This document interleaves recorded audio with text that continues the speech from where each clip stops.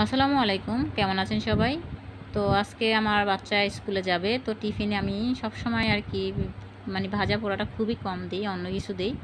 তো সকাল থেকে বলতেছে যে আজকে আম্মু পুরি বানায় দাও আমাকে। তো আমি পুরি বানানোর জন্য সকালবেলা উঠেই ডোটা রেডি করে রাখছি, ডালটাও রেডি করে রাখছি। তো এখন যা হয়েছে, স্কুলের সময় হয়েছে, জাস্ট এখন আমি ওকে একটু এটা শুধু তেলে ভেজে দিব আর কি। তো কখন থেকে দাঁড়িয়ে আছে যে আম্মু তাড়াতাড়ি করে, স্কুলে দেরি হয়ে যাচ্ছে। একটু বেশি করে বানিয়েছি, ওদের ক্লাসের যে ফ্রেন্ডরা আছে তাদেরকে বলছি দেওয়ার জন্য। তো একটু বেশি করে দিয়েছি ওই জন্য।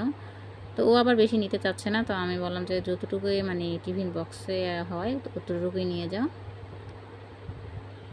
তো ওর বাবাও দাঁড়ায় আছে খাওয়ার জন্য, সাইডে দাঁড়ায় আছে, ওর আব্বু খাবে। মানে আমি আমার মানে পুরিটা নাকি ওর কাছে বেশি ভালো লাগে, দোকানের পুরি থেকে নাকি আমারটা বেশি ভালো লাগে ওর কাছে। তো এই তো আমার বানানো শেষ, ওকে রেডি করে দিব। তো আল্লাহ হাফেজ।